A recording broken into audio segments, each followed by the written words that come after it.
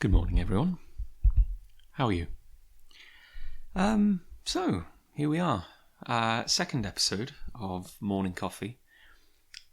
Considerably later than I would have liked. I guess I should apologise to everyone that it's taking so long. I really wanted this to be a regular feature. I really wanted to become a bit more comfortable with, sharing bits of myself. And as I mentioned in the last episode, the first episode, but instead, after getting that first episode out, things got in the way a little bit. We did get some other episodes out, which is kind of good. As you may have noticed on the Big Punch website, we got lots of first episodes of me and Nick rewatching Neon Genesis Evangelion, me and Rayman talking whatever in Big Punch Classic.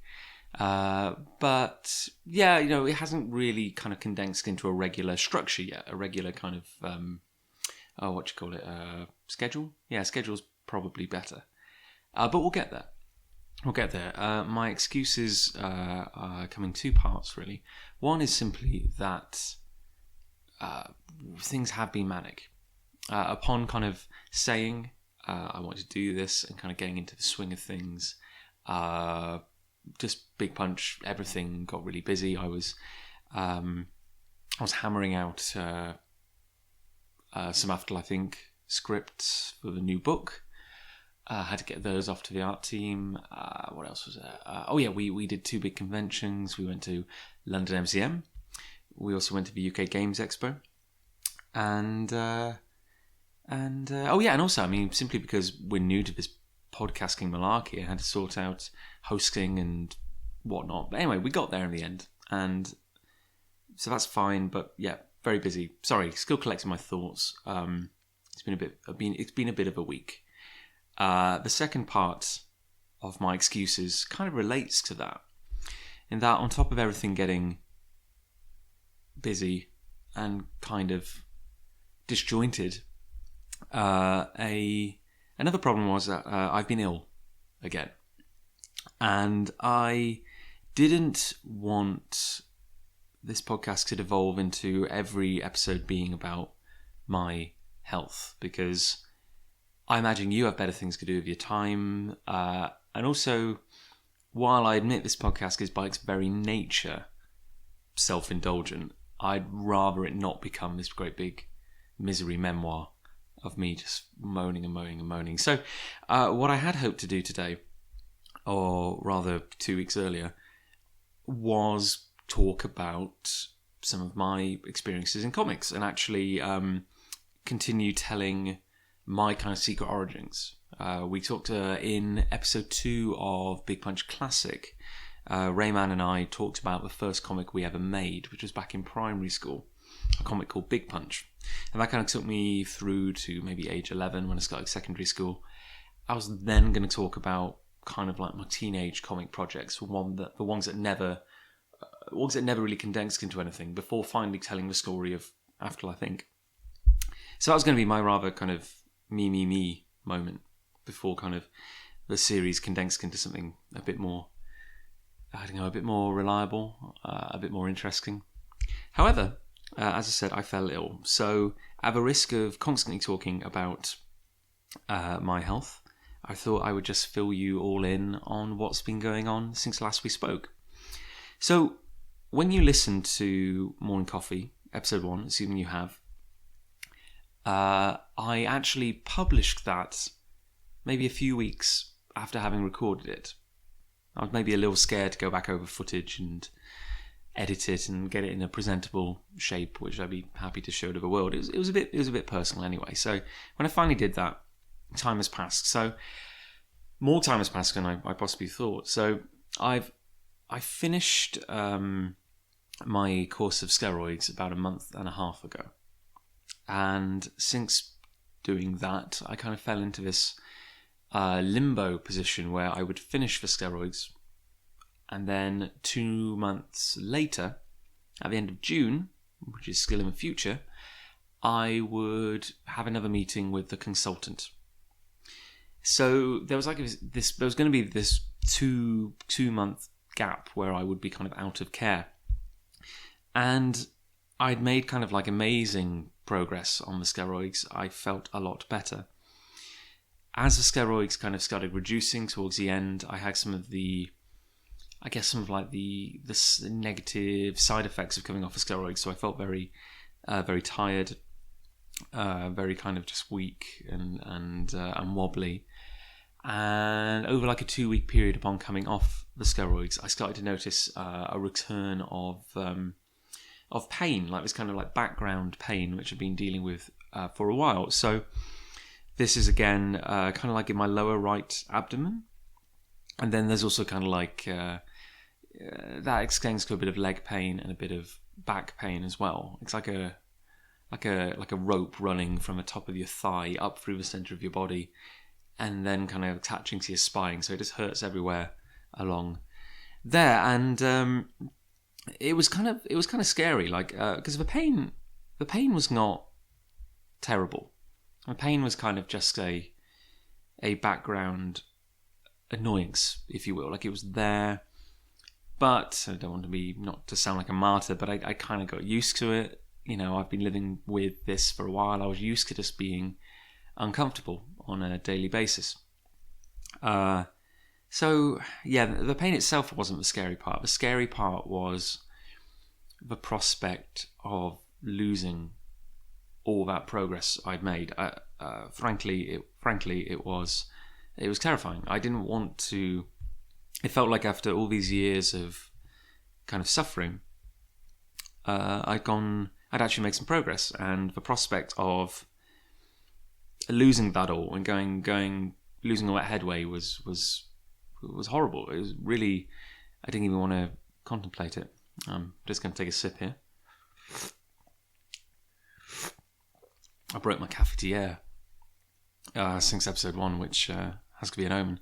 So I'm borrowing a slightly larger one, which was in the house, and as such, I have buckets upon buckets of coffee this morning. So I need to get drinking. Yeah, so I think like I was just really scared about the prospect of going downhill again, and also I don't think I've been especially lucky with the care I'd received so far. Like it was incredibly hard to get any medical professional to really kind of notice or legitimize it. Like it had been from everything from people saying, oh, you know, it's all in your head, you'll get better, to people giving me various pills and then the pills not working and then kind of forgetting about me really. And every time I went back to the doctor, I had to start the whole sorry cycle again. So it has taken, it took like at least a year, if not 2 years, of deciding to take action to actually getting some resolution. So yeah, like I finished the steroids and my symptoms started to return slowly, kind of one by one. And I don't know how much of this was chemical and how much of this was psychological. You know, I was painfully aware that I might be imagining a lot of this, which doesn't help your state of mind. But yeah, I again on a daily basis, I found, you know, not to get too personal, not too graphic, but I found going to the toilet became increasingly difficult again. I was frequently accompanied by this background pain, like kind of pins and needles going through my gut, and just generally being uncomfortable. It's a very bizarre thing to describe, but you just always feel kind of twitchy, and you can't, if you're sitting in a chair, you just can't get comfy in any position because everything kind of hurts on like a low level. So yeah, frankly, I was terrified. I was absolutely terrified, and I did have a very, very, very good occupational health therapist. That's your speech impediment. Occupational health therapist at work, who was wonderful, and she was frequently checking in on me and recommending that I, you know, work a few days from home each week. You know, making sure I was eating enough. She reckoned I was not eating enough, which is something which my consultant had kind of echoed. She said I could probably stand to put on about half the stone I think I've just become a little scared of food, like the idea of what it might do to me when it was inside me. So maybe I had been eating smaller portions. Hey, what can I say? I like looking svelte. But yeah, so she just said, like, keep eating, indulge yourself. I was getting very tired. I felt weak. Saying it out loud, you start to realise why maybe I haven't got this episode of a podcast out. Maybe being feeling a bit vulnerable. But yeah, so at her insistence, I called my consultant again, and I said, look, can I see you sooner? Because actually, no, this is coming back now. She had told me that when I finished the steroids, I should get an appointment with the IBD clinic at the local hospital, so the inflammatory bowel disease clinic, and they would kind of pick and they would take care of you in the meantime. But that was not coming soon enough. So at the insistence of the nurse at work, I called him up and I said, look, I'm coming off of steroids. At the very least, I understand that coming off of steroids can be tricky. You can get some quite negative side effects. Everyone seems to reckon I should be getting seen to. Another sip. Anyway, so I got an appointment for, the closest I could get was 2 weeks after I finished my steroids. So I was starting to feel a bit worse for wear. I was getting, a little ragged around the edges and in a bit of pain constantly.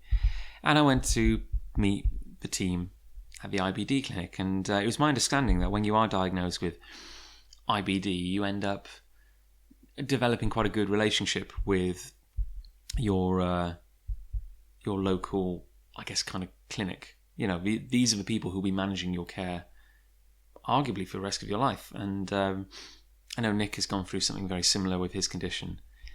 So I was really expecting, and quite happy actually, to have this meeting, because I thought it would kind of open the doors to generally being healthier in the future, and getting the medication I needed to keep me well. And sadly, when I had that meeting, they didn't have any of my records. Don't ask me how. I think in transferring between the hospitals, they had lost all my data. All they had was the results of my first colonoscopy, which was from 8 months ago, something like that, and 10 months, I don't know.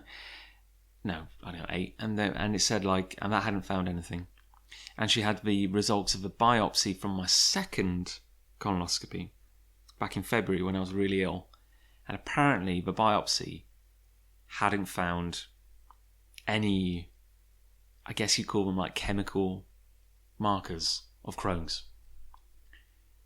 Which was a real kind of kick, especially since I suddenly started telling everyone that I had flipping Crohn's. But and honestly, that was a massive. I don't know. It felt like, on the one hand, it felt like a big.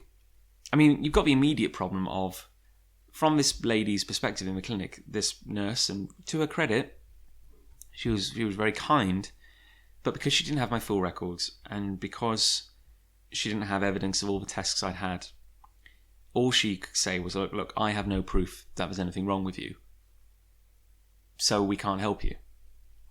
Which was, which is awful, really. It was like, what is the point? What is the absolute point? And she gave me like a helpline and said, look, in the meantime, we'll chase this up with your doctor and hopefully get your full records. But in the meantime, if you if you fall ill again, here's like an emergency helpline you can call. Only between 9 till 5, mind you. So heaven forbid you have an emergency in an evening. And I remember saying to her, well, look, what do you mean by my symptoms getting worse? Do I have to wait for another attack? Like these terrible attacks I was having every 6 weeks or so. Do I have to wait for one of those to come and just cripple me before you'll see me? And I said, or do you mean background pain and illness? Because I have that right now. and she didn't have an answer, so I just went on my way. I wasn't very happy. But yeah, and also, so then I started chasing up with a consultant. I started chasing up saying, like, what's up with, all my tests and records and stuff. Because I'm hearing for the first time that the biopsy of my intestines had apparently found no evidence of Crohn's. And yet, my consultant, when she had performed the procedure, she herself had seen evidence of it. So we had kind of like visual confirmation, if you will, but no kind of chemical confirmation. So, I don't know. But I spoke to the consultant, or I spoke to her secretary at least, and they said, look, it's still an ongoing investigation. You have the contact details of the IBD clinic if you fall ill now. So that's good. We're going to see you at the end of June anyway. We'll probably schedule further tests, and we'll keep trying to keep trying to get you better. So I was booked in for an MRI, and I was booked in for some more blood tests. And this was, I don't know, it's good. It was kind of good that, like, there were more tests coming, and that it was all kind of inconclusive, or rather, it was still kind of like, they were still searching, trying to work out what was wrong with me, but it doesn't change the fact that at this period I'm still kind of without a support network. There's no kind of safety net if I fall ill again. Because the worst thing about all this is you end up doubting yourself. And I don't know if it's probably the same for everyone, but I've kind of realised that my brain is incredibly good at kind of blanking out unpleasant memories or kind of unpleasant experiences, to the point where I can sit here and say to you that back in February I was in the worst pain of my life, and it was indescribable. It was nightmarish, and that for the last few years of my life that happened on a semi-regular basis, and that all the time I feel pretty just rotten, like, inside, to the point where I don't actually know what feeling kind of normal is like. I assume that everyone bumbles around at my kind of what feels like 60 or 50% on a good day, and I can't remember or imagine what it's like to be normal. But at the same time, I've kind of disconnected from the emotional connection to that. So when all you have is like your memory, and all you have is kind of like a dry, I don't know, which is what I did. All you have is like a dry timeline in the form of a Word document, where you're trying to sit down and document everything that's happened to you over the past 2-3 years. I mean, you look back at your life and you think all the kind of problems you've had, the longer you think about it, and it just reads like it reads like it happened to someone else. Like, and when it's not in the moment, and when you're not kind of like in blinding pain, it's easy to start thinking, did I imagine it? Was it not? A day passes and suddenly, that pain isn't quite as real as it was. So, yeah, so that was kind of like the emotional mess I was going through, because like I was doubting myself. I was still in discomfort and pain. And, and at the same time, we're still trying to churn out all our stuff as Big Punch Studios, and I've got the day job as well. But yeah, so I started getting progressively worse, and but at the same time, not ill enough. Like, I was ill, but I wasn't sick enough to warrant the help of, I don't know, this clinic who was supposedly there to help me. It was like a kind of poor analogy, but like a kind of catch-22 thing. Like, I wasn't ill enough to be helped, but I could, and then I don't know, that's a terrible example. Anyway, they wouldn't help me until I fell really ill, whereas what I wanted was to be helped so that I wouldn't fall really ill. But I had my blood tests, and I have excellent veins. Little side note here, sidebar. I used to donate platelets back in the day, before I kind of fell ill like this, and I just have the most amazing, like, in another life I would have made an amazing kind of like drug addict, because I just have like the biggest, healthiest veins on my arms. And, part of donating platelets is being sat strapped to a dialysis machine for like 90 minutes. So I've never had any trouble giving blood, but for the first time ever, when I had this blood test, I don't know what happened. I think there must have been some internal bleeding, but pretty much like most of my arm went black. It was horrible. Pardon me. I need to clear my throat. Victory sip. That was good. But I had the standard blood test at my local GP. It was fine. It didn't even hurt. But then as I was walking home, my arm did start to hurt. In fact, this is really bizarre. Like my bicep, such as it is, it's not especially impressive. It cramped, like it went utterly rigid, which is really weird. It wasn't necessarily painful. It wasn't necessarily painful. It's just kind of like really hard. And then by the time I took my shirt off, my whole arm had just gone black. And again, it wasn't painful. It was just kind of unsightly. And that was just before we went to MCM London. So, and I was wearing a t-shirt. So I don't know what people thought. It looked like I'd been in a fight or something. But yeah, it's just about faded now. Back to normal. And I had my, going back to the main story, I had my MRI test at super early o'clock on a weekday. And I went along to the local hospital.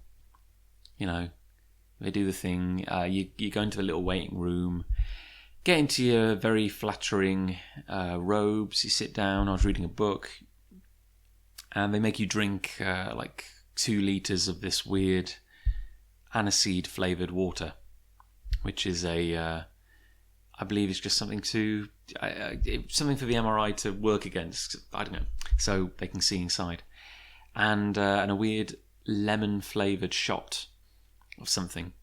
For all I know, it could have been preparing me for a night out, but there you go.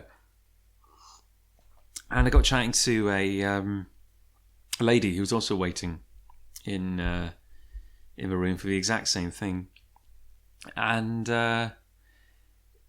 she was about my age actually, maybe kind of early 30s, and she had Crohn's, which was actually just 10 minutes talking with her was incredibly enlightening, because I don't think I'd ever actually spoken to someone who had it.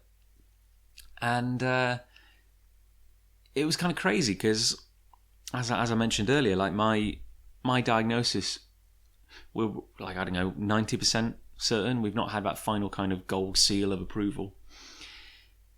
But it was so bizarre because we were comparing symptoms and they were identical.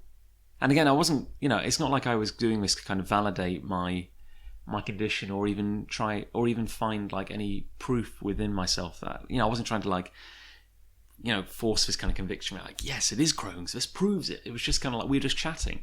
And I didn't even say I had Crohn's. I just said, like, like I'm under investigation for some stuff. And we started comparing notes, but it was uncanny because she had this exact same pain in her lower right abdomen, and then I was like, yeah, and it goes down your leg and into your back, right? And she was like, yeah, me too, and everything from kind of just the general pain and discomfort, the difficulty going to the toilet.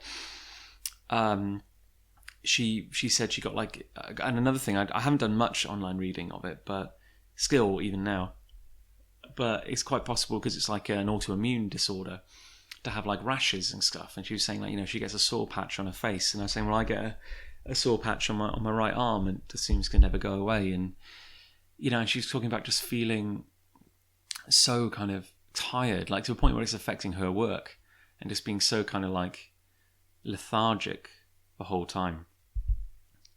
And yeah, it was a real kind of, I was like, wow, this is exactly what I'm suffering with. That was a really profound experience actually, and yeah, and I could kind of echo all of her symptoms, and of course it affects her walk. She has that kind of limp. I have a slight limp, which I've been kind of nursing for 4 months or so now, just because of the tense tension in my leg and my abdomen, and she hasn't gone horse riding in ages. I haven't done my Aikido in ages. It just really just takes a kick at your kind of self-worth. She has trouble driving. She's still desperately trying to get her kind of condition in check, with medication. And and I can certainly, it is going to affect my work as well. I mean, I don't think I could have asked for a more understanding employer, but anyway, so I had the old MRI. You're climbing to the great big metal tube, and got my head sticking out one end. Everything from my kind of rib cage down is encased, and they're scanning, and kind of off I go. And so that was a few weeks ago, and all I had left was to wait for the end of June, when I would see the consultant again and presumably get the results of the MRI and the blood test. I understood that maybe further tests would be kind of assigned. I guess it's probably also worth, in the defense of the kind of clinic and the healthcare professionals, I guess, they were saying that the medication for IBD is a little bit vicious, so they don't want to give it to anyone that they don't have an utterly concrete idea what's wrong with them yet. But anyway, massive preamble, because that takes us nearly up to the present day, and you can kind of see like the situation I've been in. And I was doing better, incredibly. I went through that period of not feeling great, and I was taking, but I was doing all right, because I was starting to improve, because we went to MCM, which was a big show, arguably the biggest convention in the country. And normally going to these events is a massive source of stress for me. I'm never entirely sure how my guts are going to behave. Am I going to be in pain? Am I going to be able to slip away to go to the toilet if I need to? It's embarrassing. But incredibly, I somehow made it through the weekend. And I had a really good time. And we had a really good show as Big Punch. And admittedly, I was popping a lot of Buscopan, which is like a kind of anti-cramping pill you can just get over the counter. And but I felt okay. I kind of made like a determined decision to not let it bother me, and it was fine. Everything worked out. Like, I don't know, I just felt good, and it felt like a real triumph. And I was tired. I'm always tired, but understandably tired after like an event like that. But I was doing okay, and then we went to the UK Games Expo the following weekend. And that was okay as well. And that involved a lot of early mornings and everything. But I was doing okay, and I felt good. And then, life started to return to normal. We went back to work, kind of did, just got on with life again. And I was doing okay. Still in a degree of like background pain, which again, oh god, my memory is so hazy. Yeah, and then in the last couple of weeks, the pain started coming back again, popping a lot of Buscopan just to try and cope. And I started to get a bit of pain. Like, I started to get this proper pain, and I had a couple of flashes of this real, this kind of old friend of like this kind of deep abdomen pain. It kind of returned, but it faded. But anyway. Massive ramble. You think I'd be better at structuring a story now after all this, but last Tuesday I had an attack, which, the entire half hour of me rambling has pretty much been leading up to that. But everything I'd been kind of dreading happened. I was off the drugs, I had no safety net, and I fell ill. And I felt super ill. It was arguably one of the worst ones I've ever had. It was Tuesday night. me and Lucy were home alone, and we'd just eaten tea. We just had a pasta bake. So you might think, oh, was it what you were eating? Was it the food that did it? But no, I've been keeping a food diary for like the last 2 months now, and I've not found any correlation with something that makes me feel bad. But yeah, we had tea, we had a pasta bake. All in all, I was feeling actually pretty good. I was feeling quite chilled and relaxed, and I wasn't in too much pain. I was feeling good. And I started to get this pain. And this is like pain with a capital P. It's always in the lower right abdomen, and it goes right through you, like it's deep. And oh man, like it just hit. It was so I'm like, oh god, I know what's happening. I've been through this before. So I try to head it off. Like I lie down on the sofa. I'm all stretched out. Nothing's under tension. Lucy gets me a hot water bottle. We put it on my stomach. Heat can help. I take painkillers. I take Buscopan. And I'll probably lie there for about 20 minutes or so, half an hour, trying to just see if it will fade. It isn't fading.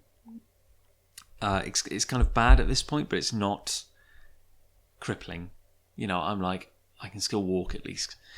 And I'm like, I'm not. So we go, let's call NHS 111. So I call them up, describe all the symptoms. I try to give them the Reader's Digest version of everything that's been happening to me. And they're like, okay, well, look, we've booked you an appointment in 20 minutes at the GP at the hospital. You need to get there now. So we go to the hospital again. And Lucy isn't best pleased, because I kind of promised I wouldn't be dragging her to a hospital again. And yet I keep doing it because she's a very special person, and you should take her nice places like the hospital. But we're going to the hospital, and at this point I'm having a bit of trouble walking. And we just have to sit and wait until the appointment, which is running a bit late. And I'm just sitting there. We're sitting next to each other, and I'm just grabbing and just squeezing Lucy's hand like no one's business, because the pain is so intense. And she keeps telling me to breathe, because I'm probably forgetting to breathe because the pain is quite pronounced at this point, and the edges of my vision are starting to darken. So I'm either about to faint or, I don't know, just it's either pain or lack of oxygen anyway.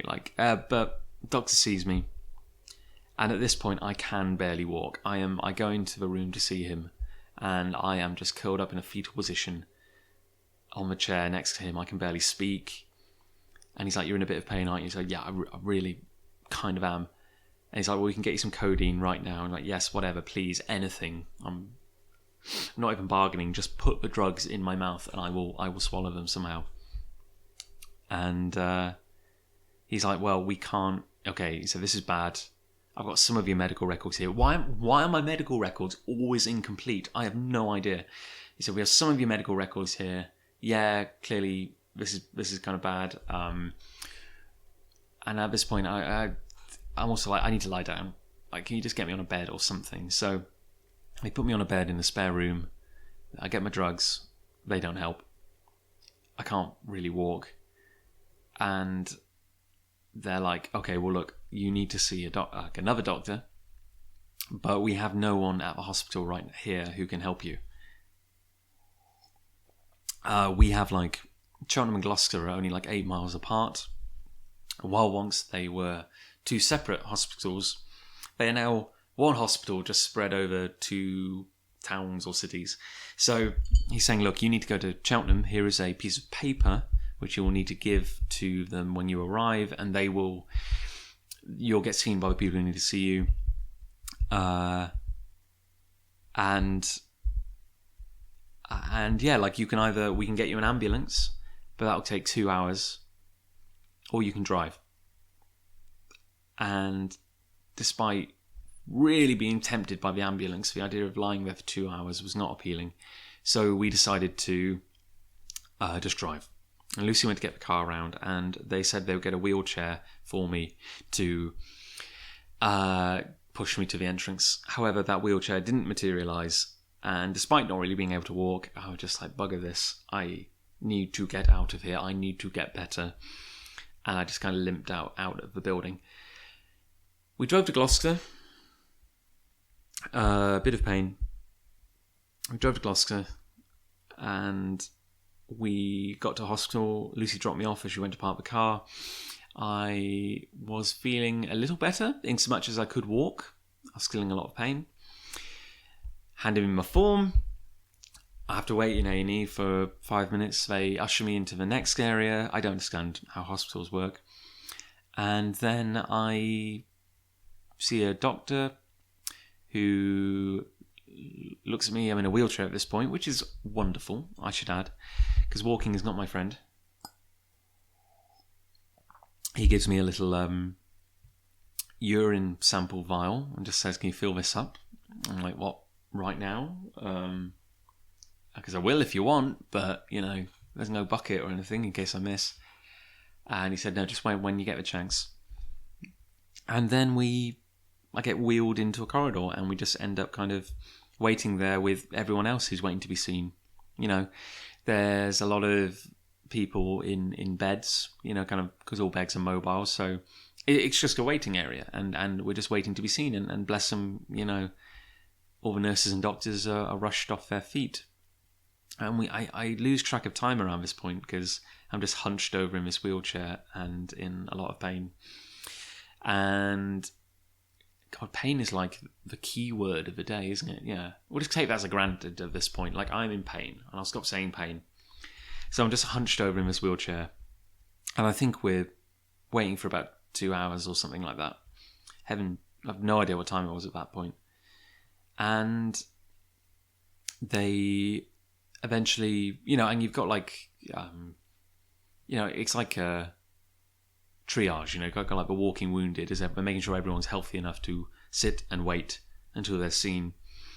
And, you've got people in wheelchairs, people in bags, a lady next to me who looks very kind of nauseous and sick. And a nurse comes to see me. No, not a nurse, a doctor comes to see me. And I'm transferred to a bed, wheeled into one room, and then wheeled out of that room because they need it for someone else who is bleeding and more obviously ill. And then I'm wheeled into a different room, and the doctor's like, "Well, have you been...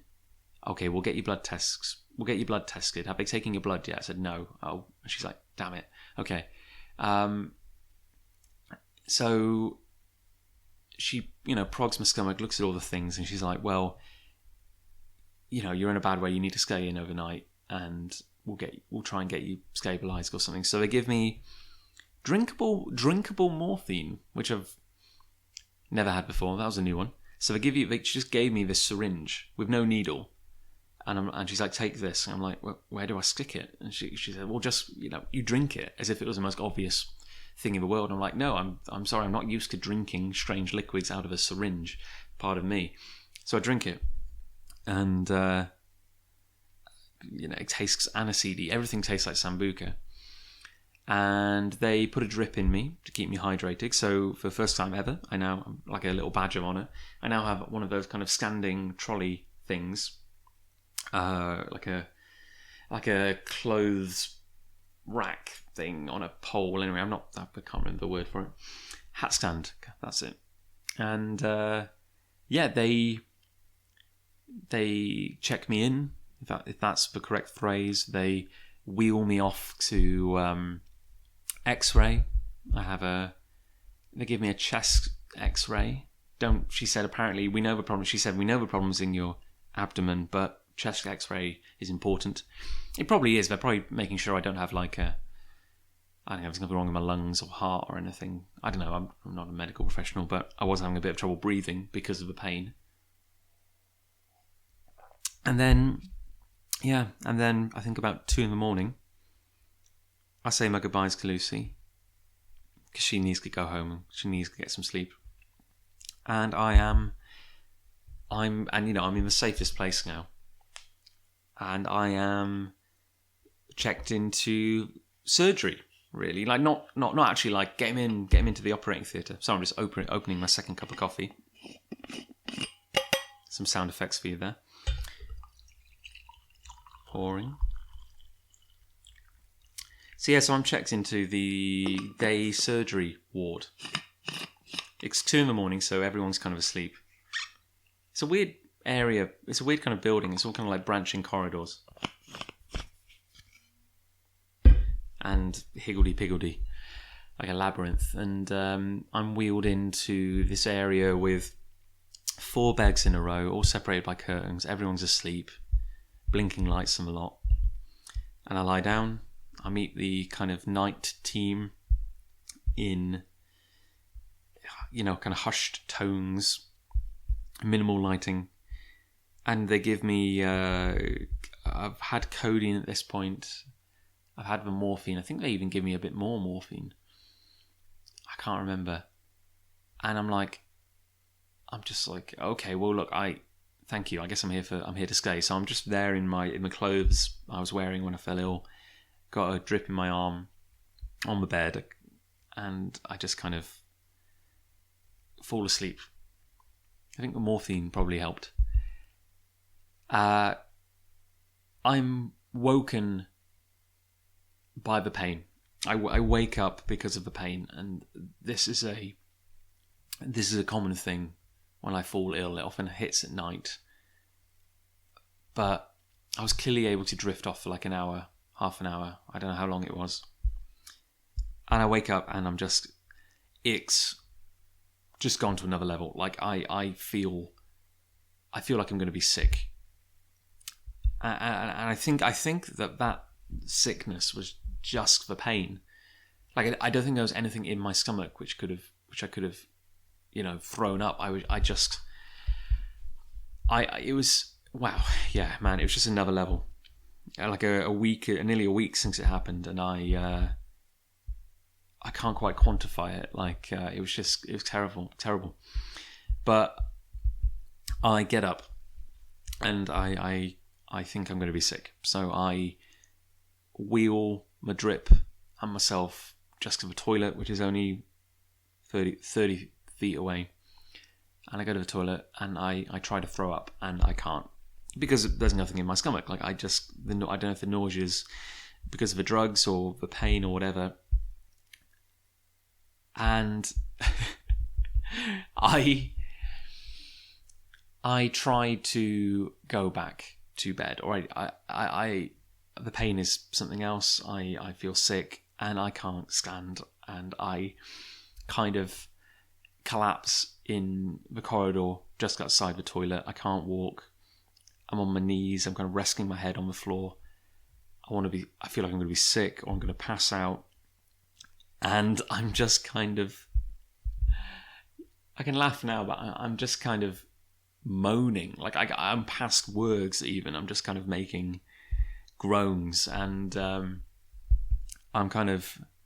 think I'm saying help.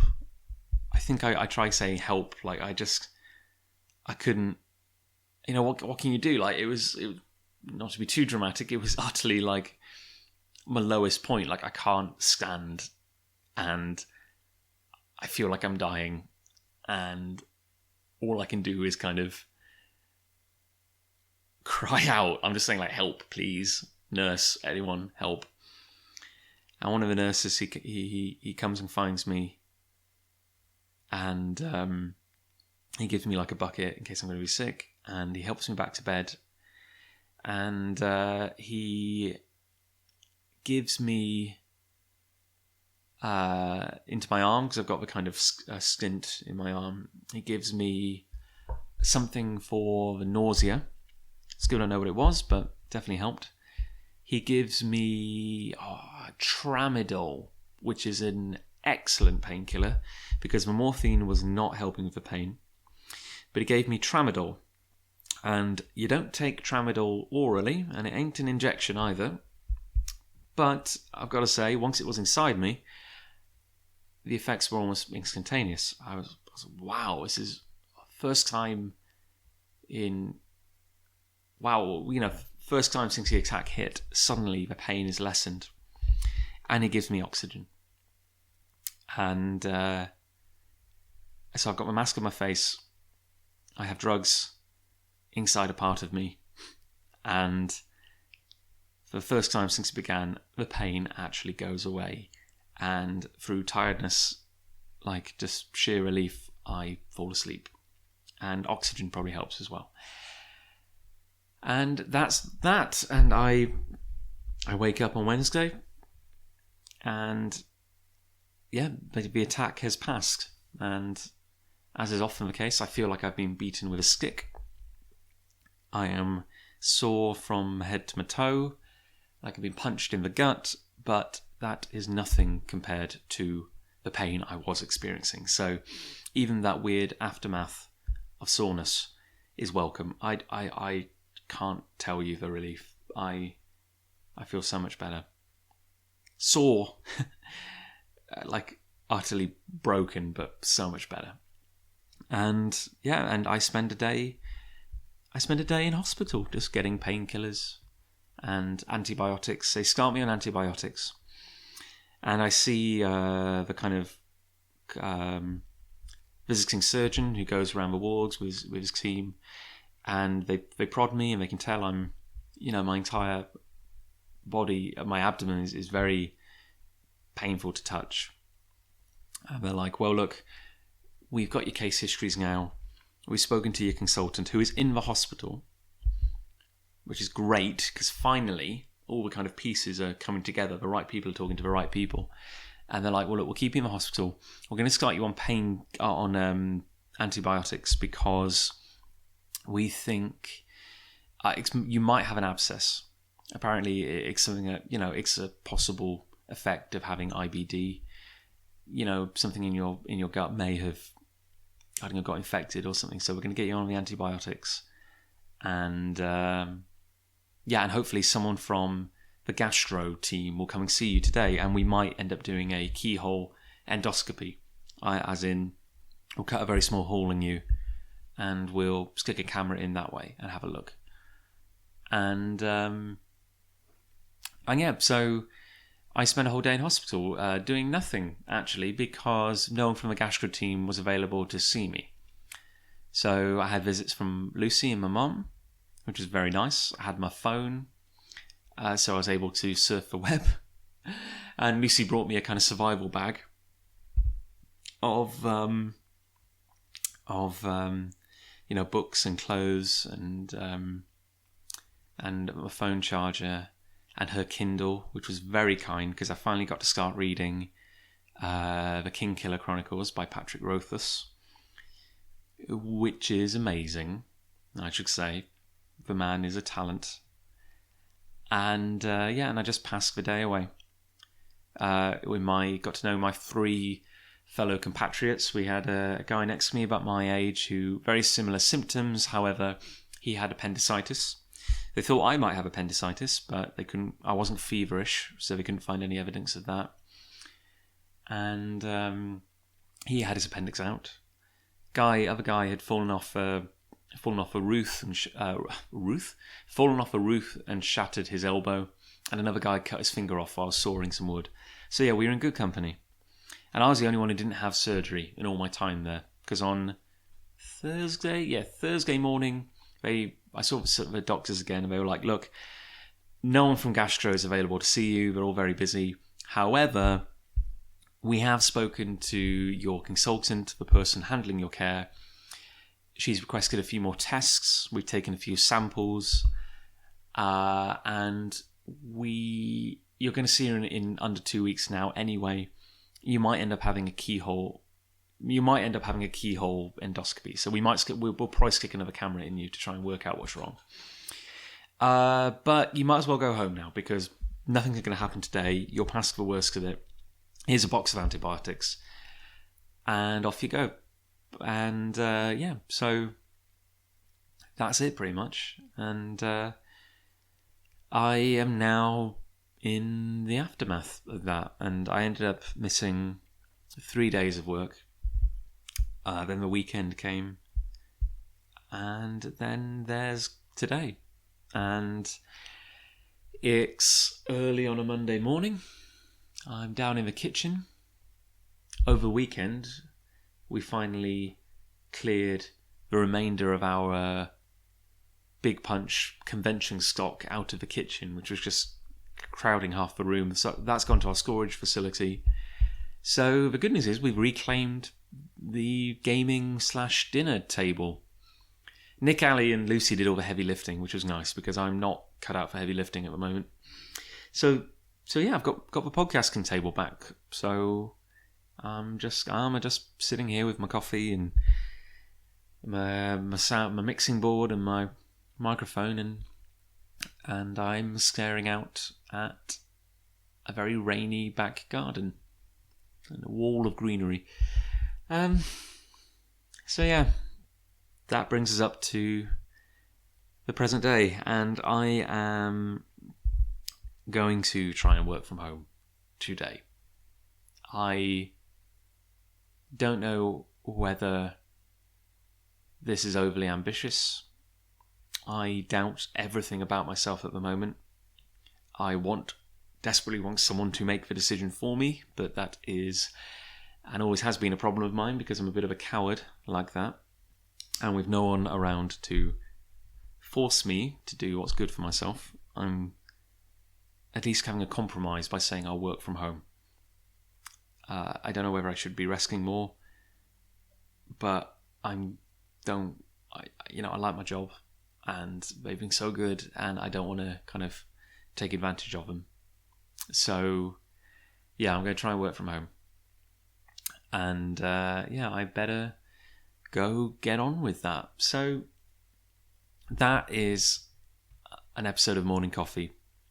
It was not the episode I wanted to record. I was hoping we'd talk about happier things. However, that is my life. And I guess an element of this podcast will always be a kind of audio diary. So, yeah. At least with the kitchen now in order, our podcasting space, I can get in clear. Now it's not full of boxes of books.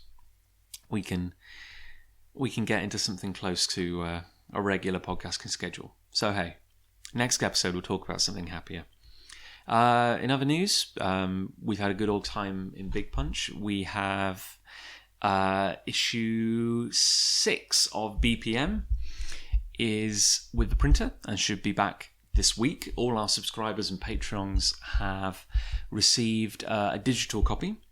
Incredibly proud of this issue. It is a real... I think, we've been finding our feet with BPM and it's just been getting... Of course I'm biased, but I think we're getting better and better at the format and the storytelling, and I'm just so proud of this. And we had a lot of new subscribers, so I hope, if you are listening to this, I hope you all enjoy the issue when it comes out. I'm proud of it, and I can't wait to show it to you all.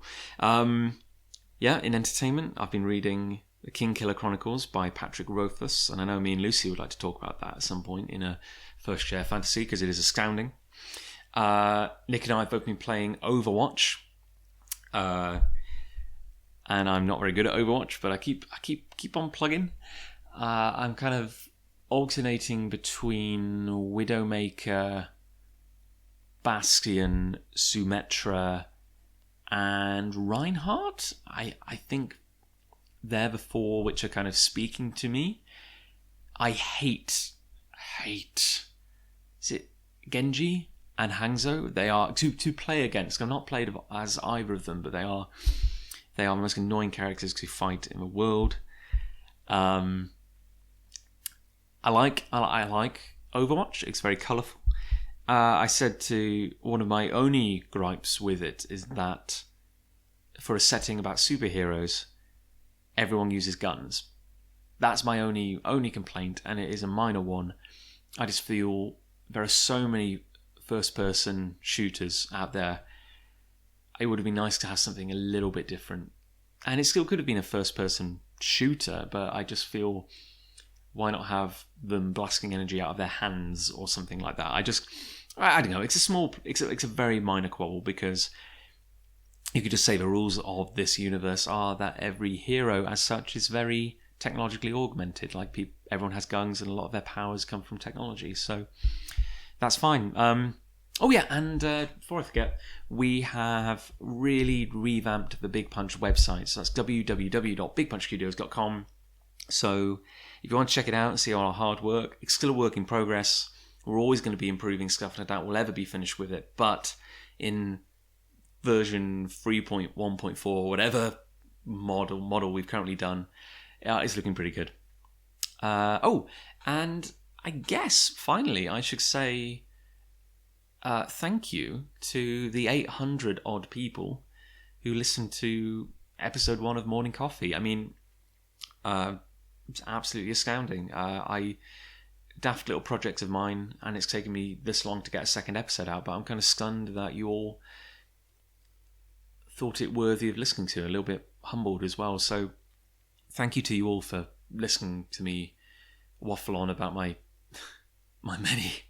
many issues, and we will get onto some happier topics. But I guess I should just say at the end, we have a Patreon which allows us to keep making all these comics, all these funny books that seem to entertain you guys, and keep making podcasts. And if you enjoyed Morning Coffee and all of our other output, and you wanted to support us in making them and making more of them, please consider our Patreon, because for just $1, not only will you help us make everything we do, but you'll get access to free downloads of all our podcasts, not to mention a very exclusive Punch Cast, which is a podcast only for our Patreons from the Big Punch team. So yeah, thanks guys.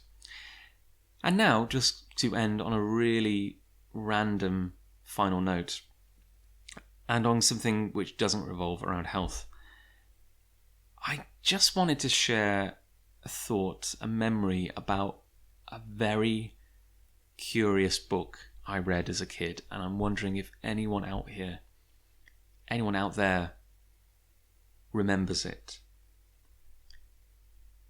When I was in primary school, in the very low end of primary school, in reception year 1, I guess I was 5 or 6, 7 at the oldest, we had a small reading library. The kind of library which is designed to teach kids to read. The kind of library where the books are colour coordinated based on difficulty. And it was forbidden for you. Like, it went from red, orange, green, brown, blue, like belts in karate. And you were forbidden to read a higher level book until you'd proven your proficiency at a lower level, which is always a bit counterintuitive anyway. But I enjoyed reading. I read anything I could grab from those 2 or 3 folding shelves, which were maybe a metre high. And there were a whole series of books which featured recurring characters. They were, we're talking basic here. Maybe 20 pages at most. And I remember this one series about a bunch of kids, and adults I suppose, but they lived in a slightly rural village. And I couldn't tell if it was, looking back, I can't tell if it was oldie England or ye oldie America. I guess it didn't matter. It had a kind of pioneer, Puritan kind of feel to it. It was rural, kind of stone buildings, thatch roofs. And they would just have genteel adventures, and there would be characters like Billy the Blue or Rosie the Red or something like that, and everyone was kind of defined by the colours that they wore on their shirt. And they were all kind of like calm and little adventures, and nothing bad or overly challenging ever happened. But I remember this one story which was kind of weird, which was, there was a boy, and I can't remember his name, but let's call him Timmy. and I think he had a green shirt. And he lived with his grandma. And there was a girl who lived alone. She was a young girl. That's all I know. Her parents were out of the picture. She was about Timmy's age, and she lived alone in a house, and she tended to herself, got the food in, did everything.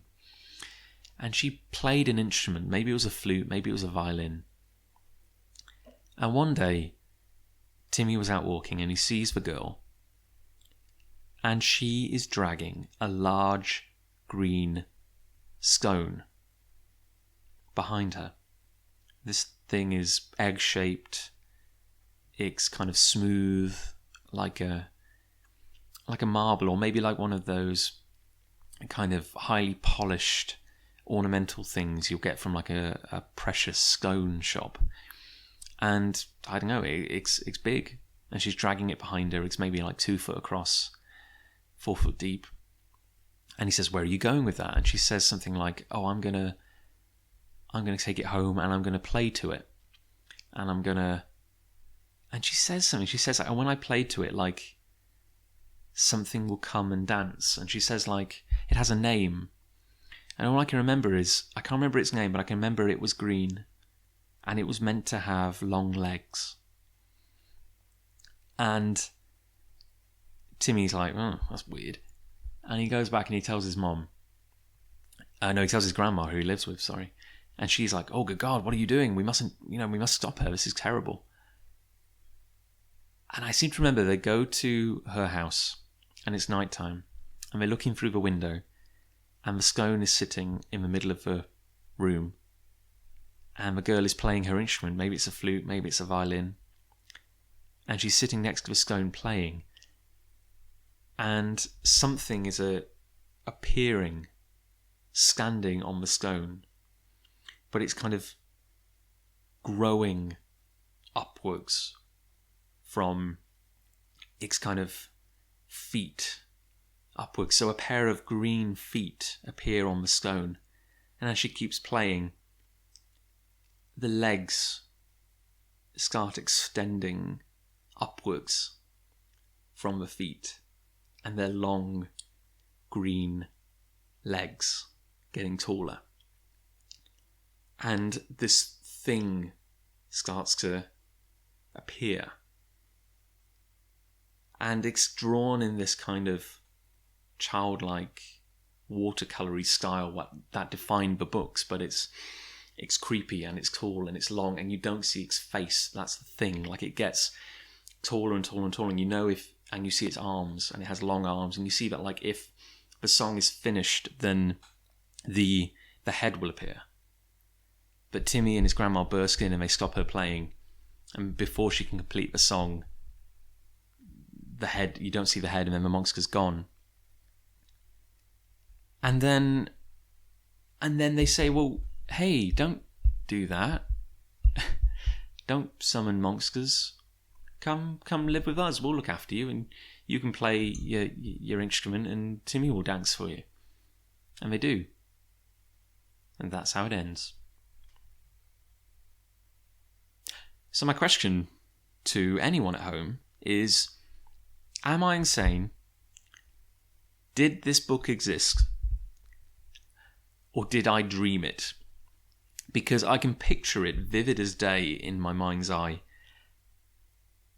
But I have no idea what it was called, what the series was, or if it were real, what the hell anyone was thinking when they published this and released it to children of the age of 4 or 5. It was terrifying. And it stuck with me because it did scare the hell out of me. And I think it's why to this day I find things with long arms and legs very creepy. Very creepy. So yeah, something for you guys. See you next episode. This podcast, and others like it, is made possible thanks to our wonderful backers on Patreon. To support Big Punch Studios as we make comics like Afterlife Thinking 7 String, games like Sandwich Masters, and podcasts like the one you've just been listening to, head on over to www.patreon.com/Big Punch Studios. For just $5 a month, not only will you help make everything we do a reality, but we'll also send you 4 copies of Big Punch magazine a year. That's over 180 full-colour pages of comic action, featuring Cuckoos, Orb, 99 Swords and Catamaran, delivered straight to your door. This has been a Big Punch Studios production. For all things Big Punch, be sure to head on over to www.bigpunchstudios.com.